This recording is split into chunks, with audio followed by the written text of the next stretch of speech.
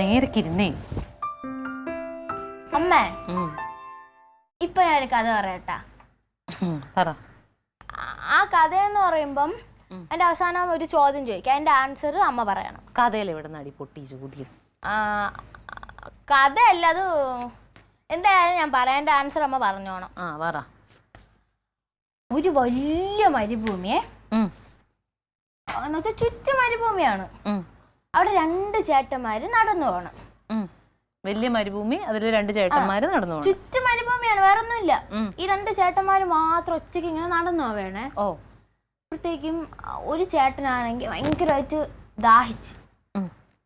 അപ്പൊ ആ ചേട്ടൻ എന്ത് ചെയ്യും? വെള്ളം കുടിക്കും. വെള്ളം എവിടുന്ന് കുടിക്കും? മരുഭൂമിയിൽ വെള്ളമൊക്കെ കിട്ടും. അമ്മ, ഈ ചുറ്റും മരുഭൂമി ഒരു ഒട്ടകത്തിനൊക്കെ ഒന്ന് അതിന്റെ വെള്ളം കുടിക്കും. ഒട്ടക എവിടുന്നാ? മരുഭൂമിയിൽ ഒട്ടക ഇല്ലടി. അവിടെ ഇല്ല, അവിടെ ഫുൾ മരുഭൂമി അത്രേ ഉള്ളൂ. നമ്മ തോറ്റു. പറയട്ടാ. ഈ ചേട്ടനാണെങ്കിൽ ഈ ചേട്ടന്റെ കൂടെ ഒരു ചേട്ടൻ വന്നല്ല, ആ ചേട്ടൻ ഇടിച്ച് സൂപ്പാക്കിയിട്ട് സൂപ്പ് കുടിക്കും. പൊട്ടക്കഥ ഉണ്ട്, പൊട്ടക്കഥ. സൂപ്പർ അല്ലേ? പിന്നെ തൂപ്പട് ഇനിയും ഉണ്ടോ ഇതേപോലത്തെ? പറയട്ടാ. വേണ്ട.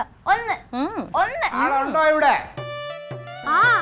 ഈ നിലവറ എപ്പോഴും ഇങ്ങനെ തുറന്ന് കിട്ടേക്കണം. തുടങ്ങി. വന്ന് കേറി ഉടനെ ചീത്ത പറഞ്ഞു.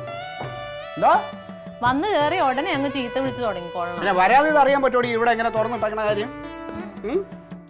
വൈകി വരുള്ളൂന്ന് പറഞ്ഞിട്ട് ഇപ്പൊ നേരത്തെ വന്നതും കുഴപ്പമായ ചോദിച്ചത് എന്റെ പൊന്നെ. അല്ലേ, ഓരോ പെണ്ണുങ്ങള് കെട്ടിയോ വന്നാ മതി പറഞ്ഞ ഇങ്ങനെ നോക്കിയിരിക്കുക. ചായ വേണം. അതിന്റെ ഒരു ചെറിയ സന്തോഷ വാർത്തയുണ്ട്. ഇത് എന്തോന്ന് ഇത് ഇങ്ങനെ ചീകിയിട്ട് കാര്യമില്ല. ഇതിനെ നമ്മുടെ മറ്റേ മൂട്ടയ്ക്കടിക്കുന്ന മരുന്നുണ്ടല്ലോ, അത് മേടിച്ച് ഇതിന്റെ തലയിലടിക്കും. സ്കൂളിൽ പോണ പിള്ളേരെ അമ്മ അങ്ങനെ പേനൊക്കെ വരുമ്പോ ഇന്ന് രാത്രി മുതൽ എന്റെ അടുത്ത് കിടക്കരുത് കേട്ടാ. എനിക്ക് സന്തോഷം ഉണ്ടെന്ന് പറഞ്ഞത്. സന്തോഷമൊക്കെ പറയാം. ആദ്യം മുഖത്തൊരു സന്തോഷം ഒന്ന് ചിരിച്ച് കാണിക്കേ. അയ്യോ ഭയങ്കര. അതെ, ഒരു ജോലി ശരിയായിട്ടുണ്ട്.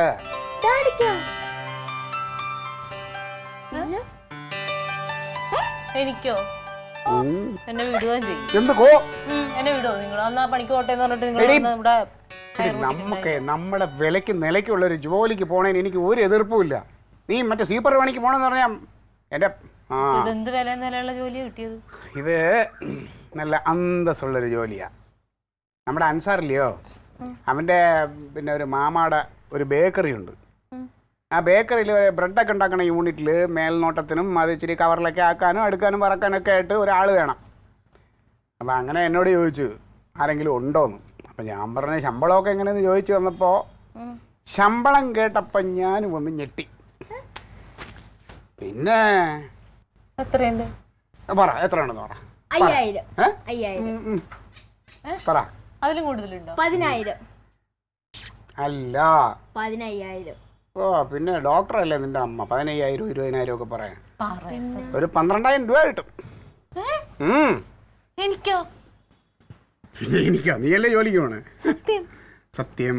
പക്ഷെ എനിക്ക് ബേക്കറിയിലെ പണിയൊന്നും അറിഞ്ഞൂടാ. പിന്നെ എല്ലാവരും ഈ ബേക്കറി പണി പഠിച്ചിട്ടല്ലേ പോണം. അവിടെ പോയി നീ ഇതൊക്കെ നോക്കി കാര്യങ്ങളൊക്കെ ഒന്ന് ചെയ്ത് ചിട്ടാക്കി അടുക്കിയൊക്കെ വെച്ച് കഴിയുമ്പോഴേക്കും അതൊക്കെ പഠിക്കും. അതൊക്കെ ഓട്ടോമാറ്റിക്കായിട്ട് വന്നോളും. എന്നിട്ട് എന്നെ എടുക്കാന്ന് പറഞ്ഞോ? അല്ല, അതിപ്പോൾ ഞാൻ ഓക്കെ പറയണം. ഞാൻ ചോദിച്ചിട്ട് നിന്റെ സമ്മതം ചോദിച്ചിട്ട് പറയാം. പിന്നെ 10 രൂപയാണ് ശമ്പളം അവർ പറഞ്ഞത്. പിന്നെ എൻ്റെ ഭാര്യ ആവുമെന്ന് പറയുമ്പോൾ ഒരു 12000 രൂപ തരാം. പ്രമുഖൻ്റെ വൈഫ് എന്ന് പറഞ്ഞ ഒരു പരിഗണന ആണെങ്കിൽ നിനക്ക് താല്പര്യം ഉണ്ടോ? പിന്നെ താല്പര്യം ഉണ്ടോന്നോ? അപ്പോൾ നാളെ പോവാമല്ലോ? അതോ മറ്റന്നാൾ മുതൽ തുടങ്ങണം? ഇല്ല, നാളെ തന്നെ പോവാം. ശരി, അങ്ങനെ ആണെങ്കിൽ ഞാൻ പറയാം. താല്പര്യം ഉണ്ടെന്ന് പറയാം. പോയി കാര്യങ്ങളൊക്കെ മനസ്സിലാക്കി അതിൻ്റെ രീതിക്ക് കൈകാര്യം ചെയ്ത് എല്ലാം പഠിച്ചു വെച്ചോ. സൂപ്പർ. എൻ്റെ വരുമ്പോൾ ഓരോ കഷ്ണം ബ്രെഡും കൂടെ കൊണ്ടുവരണം. പിന്നെ എന്നും വൈകിട്ടിന് ബ്രെഡായിരിക്കും എടി. എൻ്റെ ക്ലീറ്റോ, ജീവിതത്തിൽ ആദ്യമായിട്ട് നിങ്ങളുടെ പാർട്ടിയിലുള്ള ഒരാളെ കൊണ്ട് എനിക്കൊരു ഗുണം ഉണ്ടായി. അൻസാറിനെ കൊണ്ട്. എടി, ഞങ്ങളുടെ പാർട്ടിക്കാരുടെ ഒരു പ്രത്യേകത എന്ന് പറഞ്ഞാൽ ഞങ്ങൾ ഗുണം കുടുംബക്കാർക്ക് ഉണ്ടാക്കി കൊടുക്കുകയല്ലേ ചെയ്യണത്. പൊതുജനങ്ങൾക്ക് ആദ്യം ഇങ്ങനെ ഗുണം ഉണ്ടാക്കി കൊടുക്കും. നിങ്ങൾക്ക് എന്നെ കണ്ടിട്ട് പൊതുജനായിട്ട് തോന്നണില്ല? നീ ഇപ്പൊ പൊതുജനല്ല, നീ ഇപ്പോ എന്റെ പ്രിയതമയാണ് പ്രമുഖന്റെ. ക്ലീറ്റോ, എന്നെ അങ്ങനെ കാണണ്ട, എന്നെ പൊതുജനായിട്ട് കണ്ടാൽ മതി. അങ്ങനെ കാണാതിരിക്കാൻ പറ്റില്ല. ചായ വേണോ?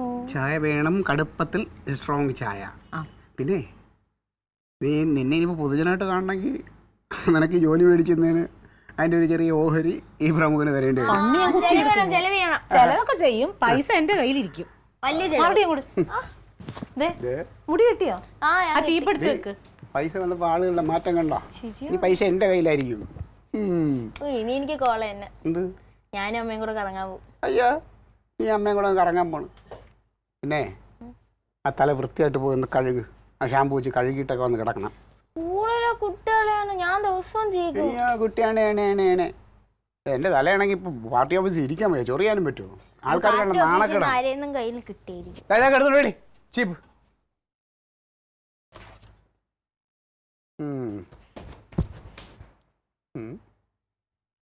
ശരിയാ, പറഞ്ഞ മാതിരി പാർട്ടിക്കാരെ കൊണ്ട് ആദ്യമായിട്ട് നമ്മുടെ കുടുംബത്തിനൊരു ഗുണം ഉണ്ടായി.